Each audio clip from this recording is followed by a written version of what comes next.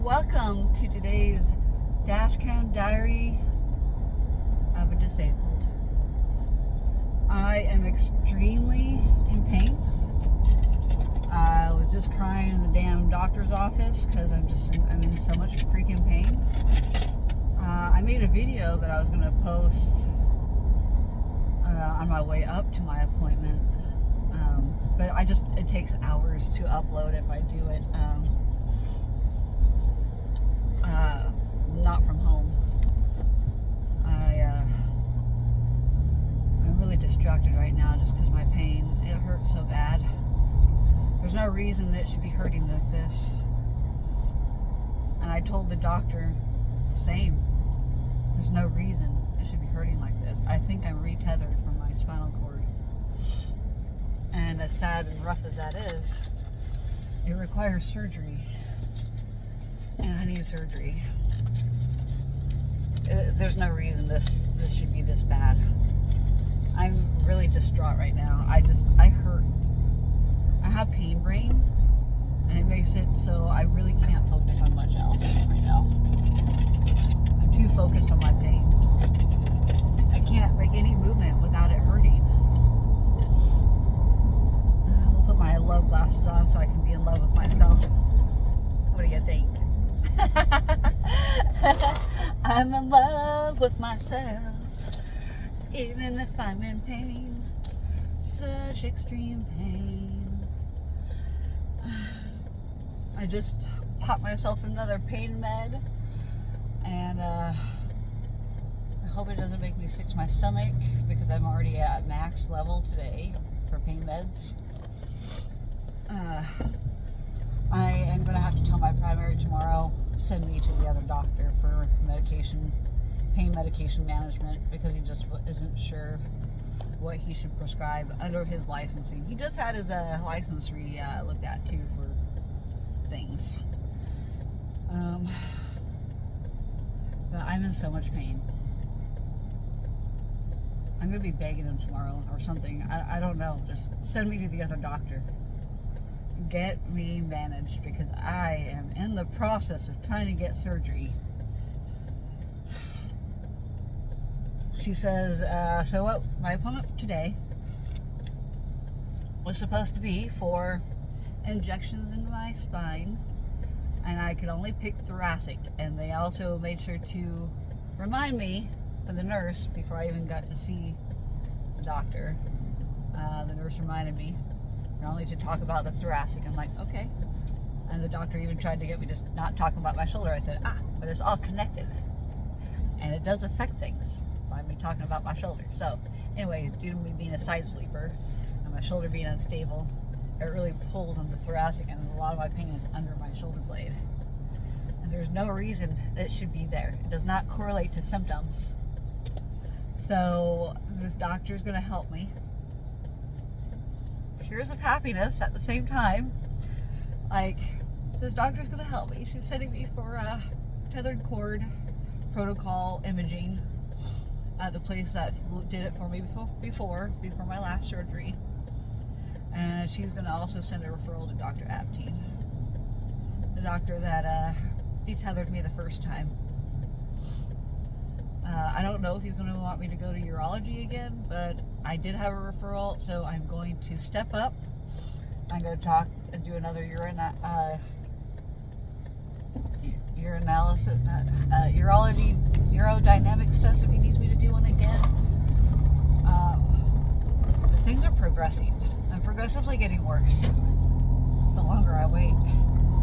I don't know how I'm going to manage this on vacation. I just don't know. Chiropractic is the only way I'm managing my symptoms right now, besides pain meds and smoking medical MJ. I'm admitting it on my YouTube right now. I'm not trying to advocate for people using it, but I'm trying everything in my power to help myself. I'm trying, and I will never give up.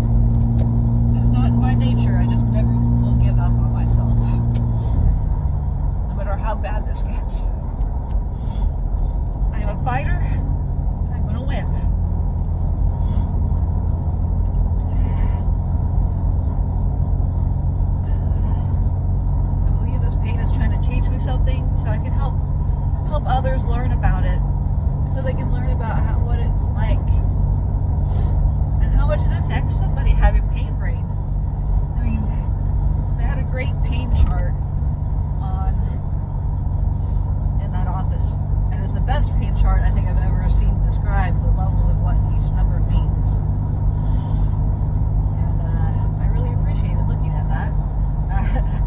broke some of the stupid little bottles that they had in the office.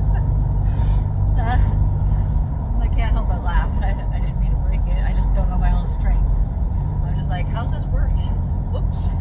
I pulled a little bit of the artery out of the, along next to the spine out of the little demonstration bottle thing. I'm like, whoops. I tried to push it back in, but it wasn't working.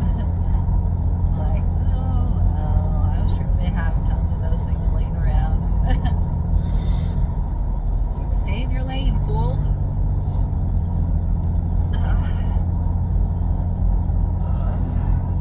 This crying is going to help me feel better mentally about this, but thank goodness I'm getting this doctor to refer me because I just didn't know who else to turn to. I'm just highly upset about my pain today. I would do anything to make this stop, except for ending it all. I will never do that. It is not in my nature. But I'm going to go out loving what I do. I will tell you that. However I go out, I'm going to be loving whatever I do. But I will never purposely end things for myself all the way. That is not the answer. I want to live. I am fighting hard to live and have a better quality of life. I will never be pain-free, but I can have pain lessened. And that is my goal, and I'm going to keep working towards that, no matter what. No matter what it takes, even going back to the VA, which I absolutely despise. I'm working on trying to strengthen the bonds between the VA and me as well, slowly, as I still fight them to be like, I still have Chiari. And now I have more symptoms right now because of my fall. It is like non-stop unmanageable right now.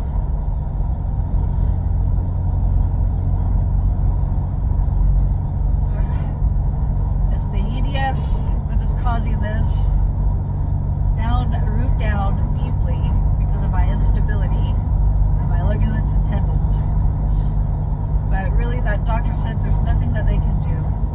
She said she will refer me to Dr. Heroes, the main doctor, to see what he can say after we rule out tethered cord. So, once my insurance company approves my tethered cord, I have so many damn doctor referrals. You know how many doctors it takes to get surgery? A lot. Because nobody can touch me because they don't see anything that warrants treatment. Because I'm abnormal.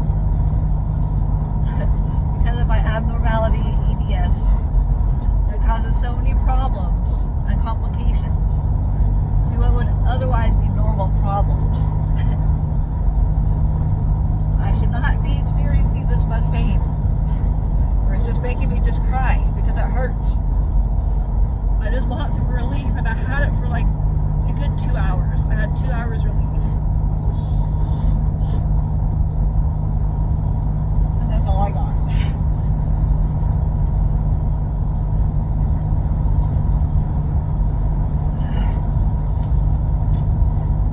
It's pretty awful.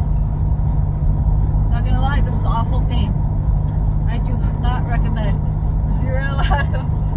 0 out of 5 stars. My pain, I highly do not recommend. Do not try to go get yourself injured for anything. Don't accidentally miss sitting on an exercise ball when you have EDS. I don't recommend. I don't encourage. So here's the after effects of my doctor appointment. I'm mentally, I feel better because I'm in the process of getting surgery. I have now hurried up my process by mentioning it to another doctor. So I went from seeing my primary care doctor to a rehab specialist to be like, we can't do anything about your EDS to help you. To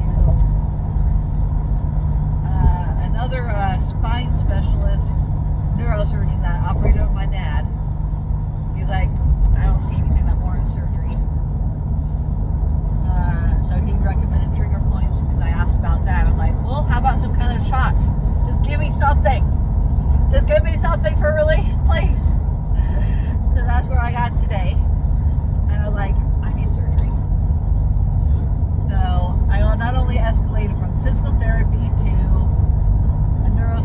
that sees no reason to operate on my bulging discs, to injection spinal doctor saying that they don't really think that there's anything to give any shots for.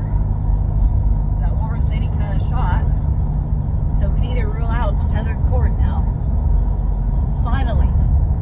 Look how long it takes to get that figured out. And here it is, April. I fell in December.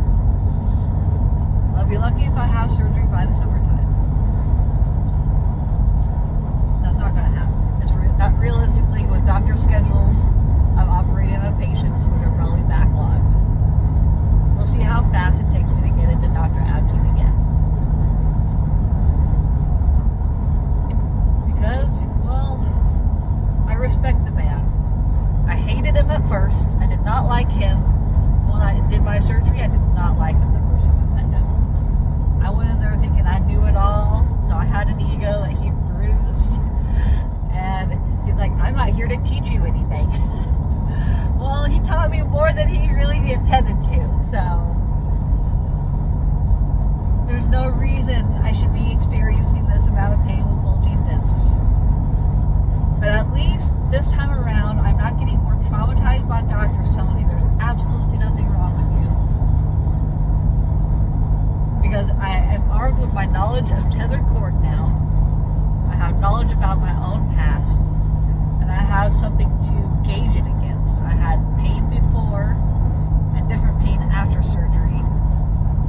And well, now I have that pain that's worse all over again. I never thought I'd get in this position again until after my fall. My fall really hurt me. And I've been in 15 car accidents. And 15 car accidents did not produce this amount of pain. 100% did not. Me falling on my butt from not sitting on an exercise ball did all this pain. It bulged 2 discs and it made my spinal cord tight as F. And now it's just stuck. It's stuck.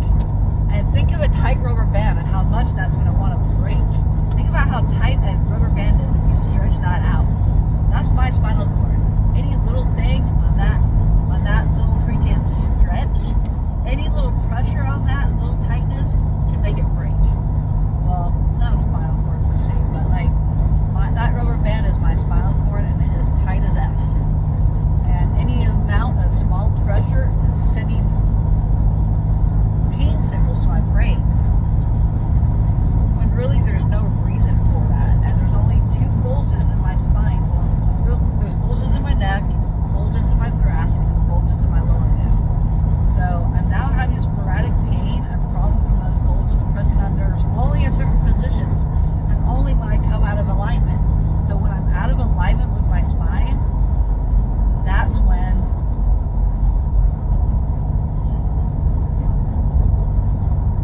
I experience all this pain. So when the chiropractor realigns me, there's no pressure on that tight rubber band because everything's in its proper place. And nothing is pressing on anything. Nothing is blocking those nerves that are shooting out from my spinal cord.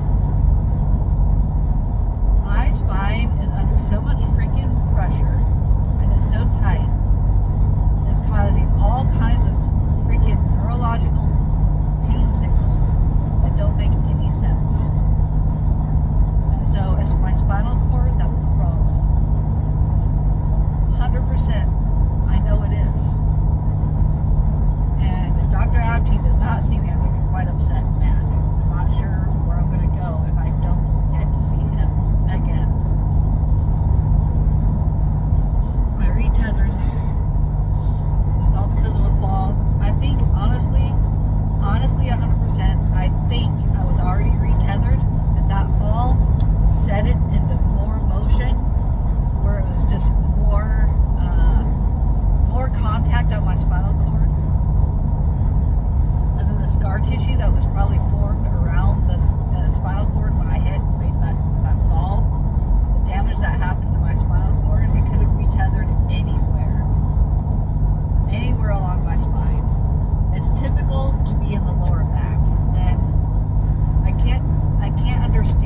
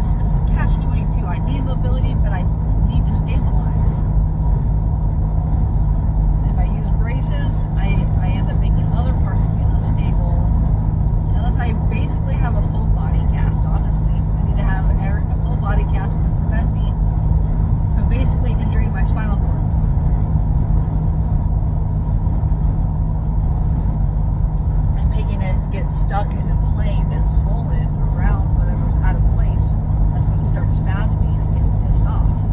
And then it presses on the nerves when it's inflamed and swollen. And it's the connective tissue that gets inflamed and swollen. And then, then my immune system goes into flare, and my nervous system goes into haywire. Thank goodness I can refill my medication tomorrow. That's all I gotta say for my anxiety meds. I need them. It'd be really beneficial to have that in my bloodstream today too. And it would help me sleep and get some good rest. No matter how badly it hurts to wake up. I want to wake up. I'm scared to wake up, but I want to wake up every day. It makes me anxious, not knowing how bad it's going to be the next day. Or better, because sometimes it surprises me and it relaxes. But with me being a little uptight today, and upset, it's just going to keep everything in knots and tight. The body adapts to things being out of place too. But I just don't want them to adapt when it's in the wrong out position. There's certain out positions that are tolerable, and there's certain out positions that are not tolerable. Right now it's not tolerable. I'm going to be smoking a lot today, and hopefully trying to sleep. But I have a lot of things I need to try and accomplish. I have phone calls to make, insurance company to get a hold of. I need to hurry this referral process along as much as possible. I hope my insurance company listens. Because not only do I fight with insurance, but I fight with the medical doctors at times. So I have to fight with both to get the treatment that I deserve and require. Such a long process. I'm trying to stay positive, folks. I'm trying. I'm trying so hard. My tears have dried up a tad. It's improving, but I'm feeling my feelings. I need to get those out. Being accountable to my own feelings right now as feeling them. But I really need to get my parents' invitations for their anniversary done. I need to contact friends, relatives, give them the time and date, basically RSVP as I'm sending out invitations. So I have my work cut out for me. I have a lot of phone stuff I need to do. I'm going to post this video. Maybe I'll post the one I made earlier. It's a long one. Maybe I'll post the one that I made last week even. I don't know. I just know that I'm being the best positive, inspirational person I can be by talking about my feelings and my pain. How I go about getting the treatment is just seeing doctor after doctor. I have to tell you, there's nothing we can do to help you. But at least the way I communicate now versus in the past, at least I'm armed with the knowledge of what I've experienced before. And I hope that whatever I tell you guys will help you on your own kind of journey, if you're on any kind of medical journey such as mine. To understand your body, to understand what it takes to help yourself. Because there's no doctor that's going to help you, I promise you. I've been through them all. They'll help you to a point, but the rest is really up to you and your brain. The rest is up to you to take care of yourself and to control your symptoms on your own. And there's things you can do for yourself at your home. And I try my best to keep up on my exercises to help keep me aligned. I'm good for like a day or two. I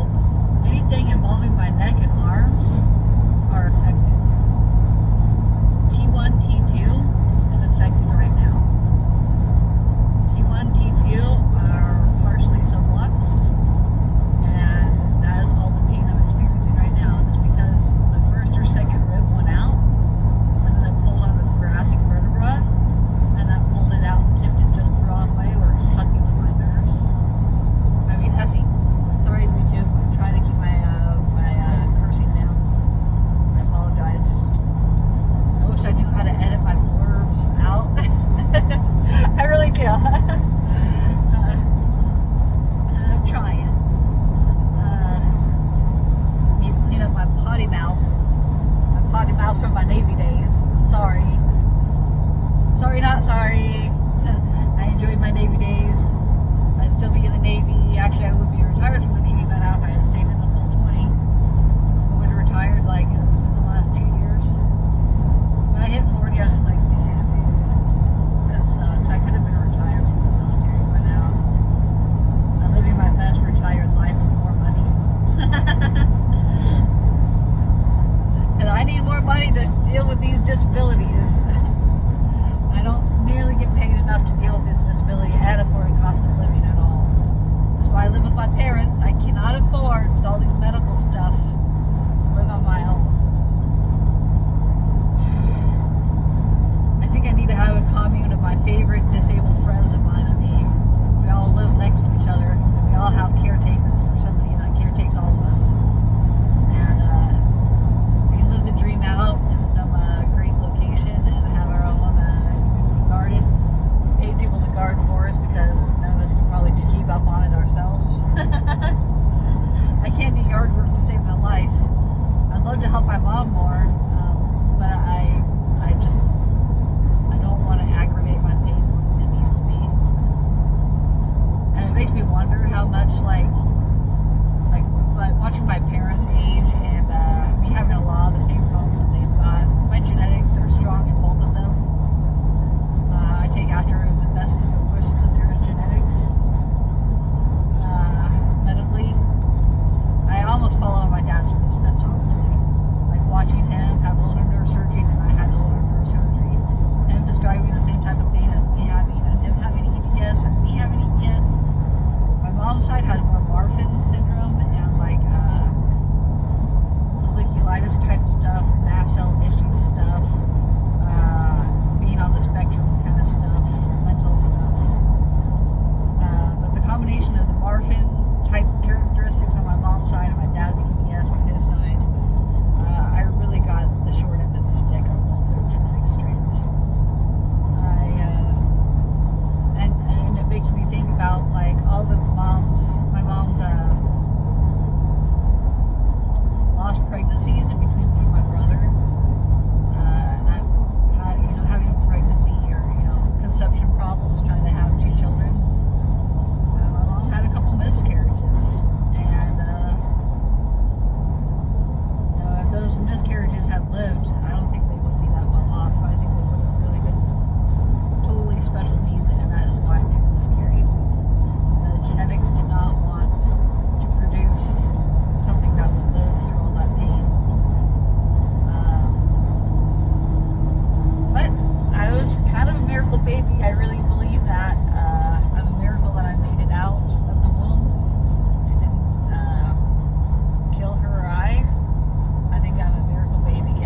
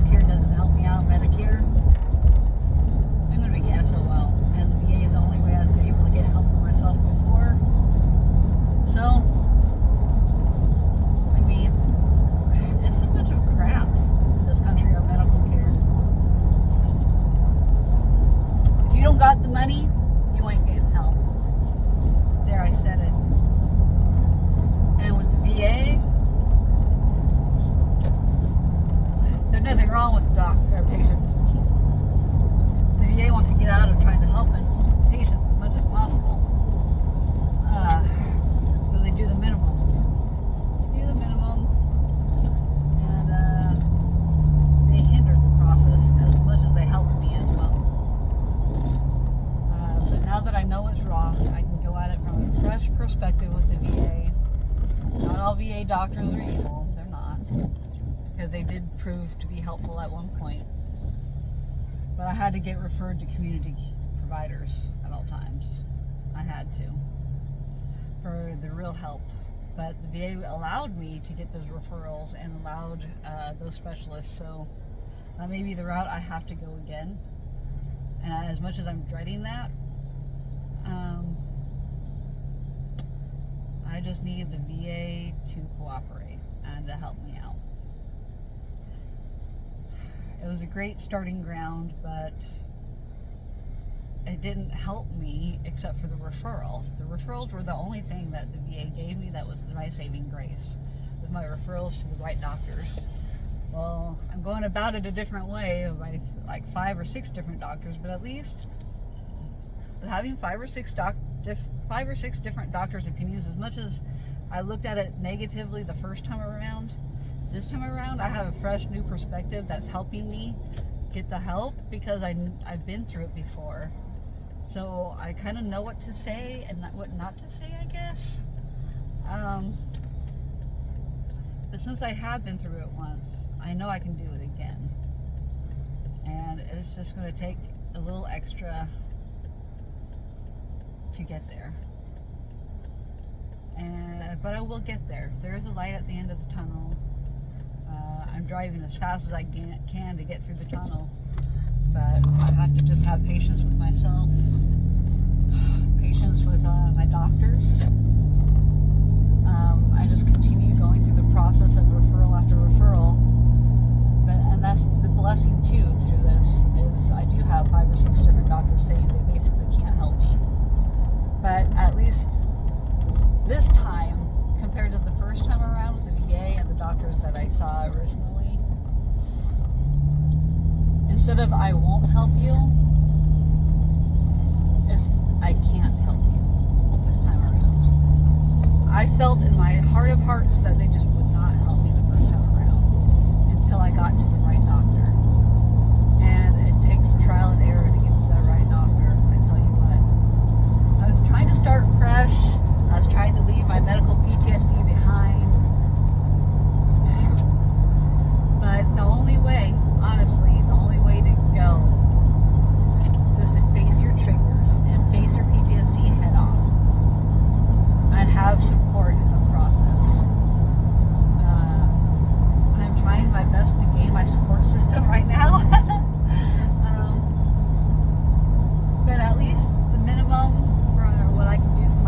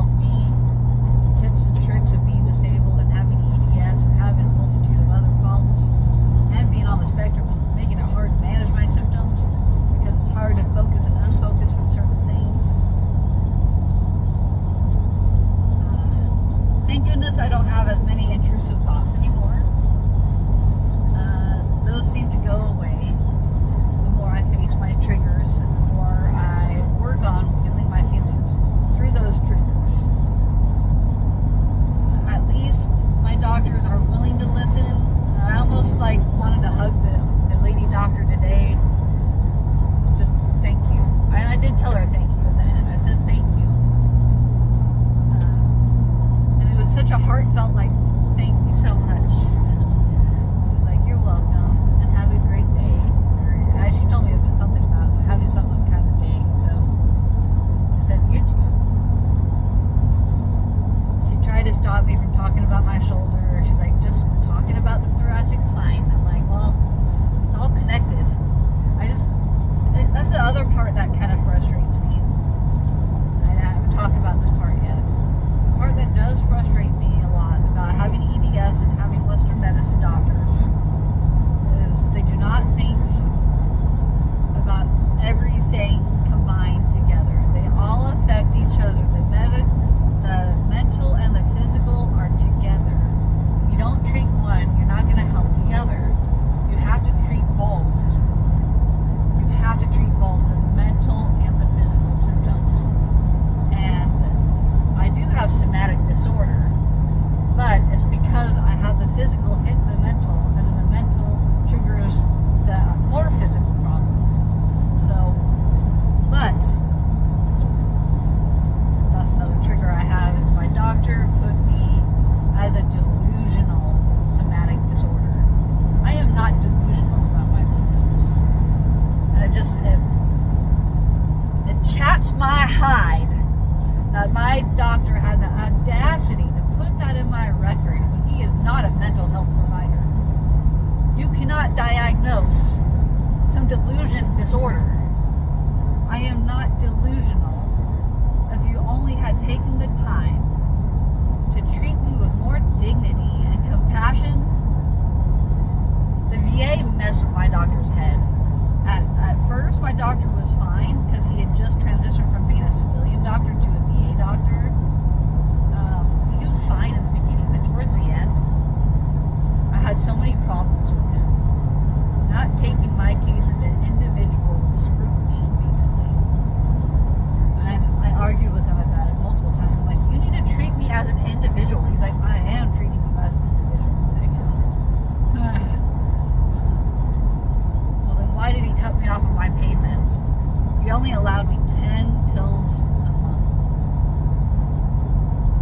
I was only allowed to have 10, and at some point I had to be cut off from my anxiety meds and my pain meds. I started to be cut off. They basically say I can only treat your anxiety or your pain, but not both. So I had to choose between my anxiety over my pain or my pain. So I chose my pain because that was more physical. And then I had mental happiness when I stopped seeing the VA doctors for like 2 years. When I stopped seeing VA doctors, my mental health got a lot better. I didn't need the anxiety meds. But as I keep going to doctors now, I do need anxiety meds because I have so much medical PTSD. It causes great anxiety. Seeing new doctors because I don't know what that doctor's going to say or do for me. And I felt reassured last night, so I was able to sleep for once, so I haven't been really anxious about today's appointment because I've seen that doctor in the past and they helped me before. But I did not see that doctor today. I saw a coworker of theirs today. But I actually really respect the lady too because I really don't like nurse practitioners much. And she's an FNP, a functional nurse practitioner or something. FNP, whatever that is. She was very compassionate and empathetic, even though she didn't want me to talk about my shoulder. I have the bulging disc in my thoracic and my lower back, and those are both not warranting any kind of extra treatment. They don't warrant anything, really, according to the one MRIs I got in the areas. But I was only allowed to speak about my thoracic in today's appointment, and that is what bothers me, bringing me back to my point. What somebody with EDS gets to experience, and I'd be surprised if any EDSer has no medical PTSD. They all have to have some kind of medical PTSD because of it. Because every specialist treats one thing at a time. So you're spread out between like 13 doctors, seeing them for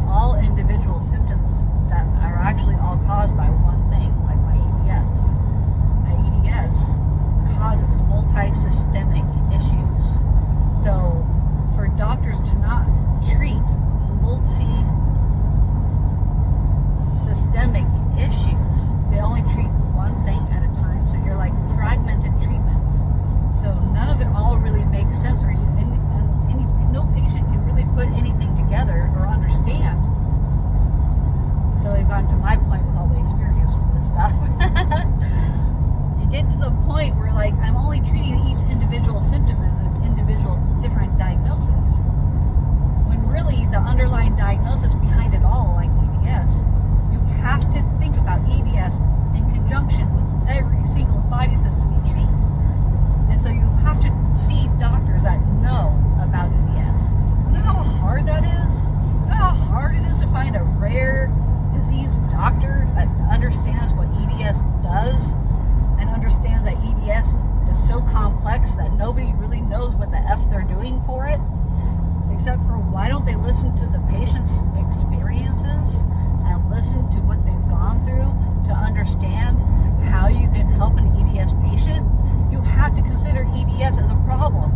But a lot of doctors, whether they believe in EDS or not, they don't treat it all together. And my entire spine is under so much stress from being tethered that you cannot treat just the thoracic or just the lumbar or just the cervical. You've got to treat along the entire spine. Why don't spine doctors treat the entire spine and think about it from a whole internal aspect, like internal medicine doctors are supposed to do? That's why an internal medicine doctor is very beneficial for an EDSer. So I do recommend an internal medicine doctor, which is the type of doctor my primary care doctor, which is a DO, he's going to refer me to an internal medicine doctor to help me figure out how to manage this whole body pain. Because I'm trying to see a pain specialist that has EDS herself. I'm trying to get her to be approved from United Healthcare, which I may end up calling them today to be like, did you get the referral, please? Let me explain more. What else can I get my doctor to tell you in my report tomorrow to refer me again? So what might we do better to get me approved? So I'm going to call them, because this is really what's going to help me for tomorrow's doctor appointment with my doctor.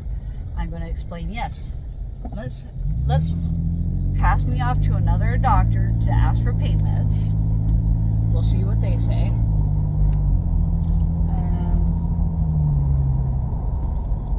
In fact, I'm going to tell them the truth about my pain med that I tried to take earlier today, how it did help for like 2 hours. So that's going to be beneficial, since I tried something different today. That will give me information to give my primary. He'll refer me to the internal medicine doctor that has pain management experience now, because he just finished a fellowship for it, which is the new, latest and greatest information a doctor can have about pain. I just wonder if they went over EDS. However, I'm trying to get into my EDS doctor, which is a pain management specialist, but she's also titled ND. She's a naturopath doctor, and my insurance doesn't cover naturopaths. However, I saw a naturopath through the VA, federal money. So if I can get it approved through the VA, which is a challenge in itself, I can get approved for her again through United Healthcare. I don't know how, but I'm going to fight for it. And I'm going to call them up today and be like, did you get that? Can you process it, please? Can you get me get in there? Because I have an appointment scheduled with her for May 9th. Right before I leave on vacation, I'm going to see my pain management doctor. I have an appointment scheduled. I just really, really hope that it gets authorized. So I'm going to do some phone calls today. I'm almost home. I started this video right when I left the parking lot of the spine doctor. This is how long it takes me to drive to my appointments. It takes me over 50 minutes to get to my specialist. Not only treat one part of the body that really didn't do anything for me, except for referred me. The biggest thing, the biggest help that a doctor could have done today was just the referrals, as she did that. Even though she has no idea how to order the MRIs, she has no idea how to. I just hope that with a doctor that's not knowledgeable in how to deal with tethered spinal cord. Maybe Dr. Heroes, the doctor I was supposed to see today, the one that's, head honcho in his clinic, basically, the clinic I went to today, he will be my hero if he can get things approved. So a combination of today's nurse practitioner's notes, a combination of the PT referral notes, which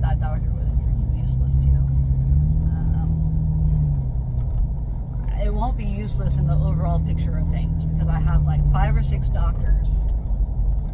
I'm just gonna have them all send me the same referrals so they can basically tell the insurance company, look, here's 5 or 6 different doctors' opinions.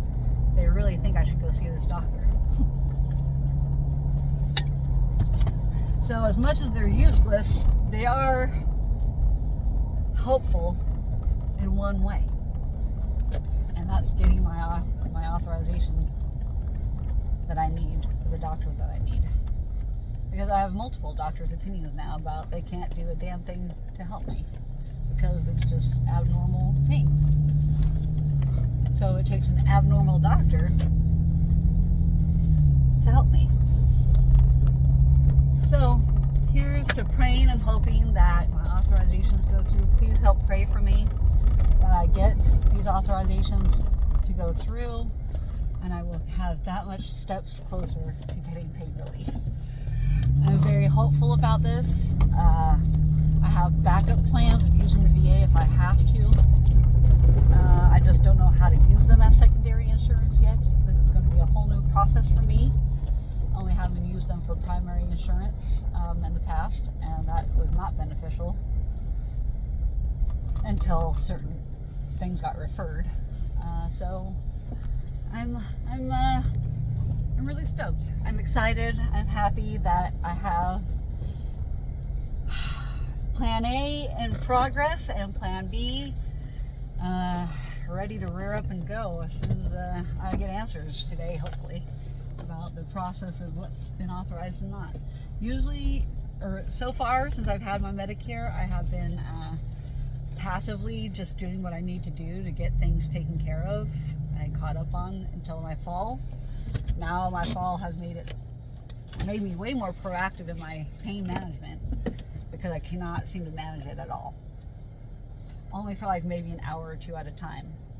And now I'm just in extreme pain. I have numbness and tingling in my fingertips right now as we speak. So my inflammation and swelling has gotten so bad that it's pressing on more nerves today. It's coming from the thoracic. Gosh dang, it's so out. Hopefully it settles down by tomorrow so we can get the movement we need to get it back in. Because all the inflammation and swelling is keeping it worse, which is also causing my immune and nervous system to go haywire. So I know my nervous system is affected right now because I have my neuropathy in my fingertips, you know. And it's small fiber neuropathy, so it's basically what a lot of people get diagnosed with is fibromyalgia, and then their pain journey usually stops from there. Fibromyalgia is definitely a thing. I definitely have fibromyalgia, but I have that on top of EDS. And it's because of the EDS in my immune system. My nervous system and immune system are haywire.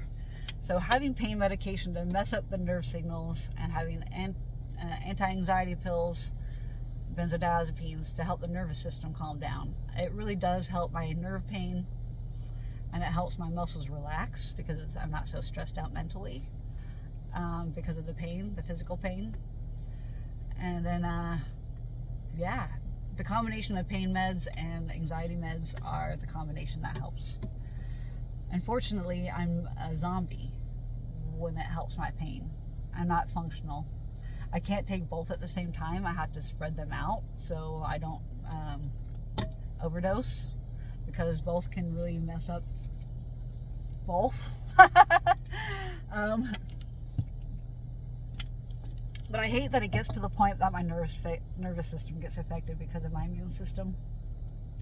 My immune system gets affected by the physical pain of the bulges that are pressing on my spinal cord. So my spinal cord is not getting enough oxygen to places in my body. So I'm having neuropathy because of lack of oxygen. And then I'm having brain fog and stuff because of lack of oxygen to the brain. But when I take the anxiety pills, they calm everything down and it depresses the central nervous system. And then if it gets depressed enough, that's when overdoses and things can occur. So I do have Narcan next to me, just in case anything ever were to happen. because it's a fine balance. You have to not take too much of either medication, because I cannot go into depressing and relaxing things too much. That's also a constant worry. You know, I have to make sure not to take these medications at the same time. I have to take them within a few hours apart, so that way the effects kind of like stagger. I just wish I had some of that medication today, because it's just so painful. I just can't get it to calm down. But tomorrow's a new day, and I'll have my anxiety meds tomorrow. After I go to the chiropractor, after I go to my primary care appointment. I have a busy, long day tomorrow. It's going to be so much more painful tomorrow. And I'm going to be more unstable tomorrow, because once I get adjusted, then everything's kind of in flux. My body's trying to adapt to things being back in place. But then there's still the one underlying factor. My spinal cord's too tight. And all the swelling and inflammation from my spinal cord, if I just move in the wrong position, that vertebrae is going to move and, you know, be hypermobile. It's going to move out of place to a place that's more comfortable, which is usually more out of place. And then things get stretched and pulled more because it's out of place, and it's like, just like, you know, it's just causing more aggravation to everything surrounding it. The inflammation is better controlled with steroids. However, I cannot stay on steroids. I am not going back on them. As much as I want this, I want it. I want the relief, because steroids really do help. I cannot have my immune system get more effed with. And steroids are bad long term. They really are. My body is finally just now trying to normalize. And I haven't been in this much pain since I've been off of steroids and before surgery last time. This is the worst amount of pain I've been in a long time. This thoracic pain is no joke. It affects everything above it and below it. Thoracic pain is not a joke. That's for sure. So I'm going to cut this off. It's about an hour long video now. So I'm home in the driveway. I hope everybody else has a great day. Enjoy, love life, keep smiling all, because I bet your lives are a little bit better than mine in some ways. At least medically and mentally at some days. So y'all have a great, fantastic day. Enjoy the rest of your week. I'm going to try and find some relief. Because I just got to relax. I got to get out of this. All right. Love you all. Peace out.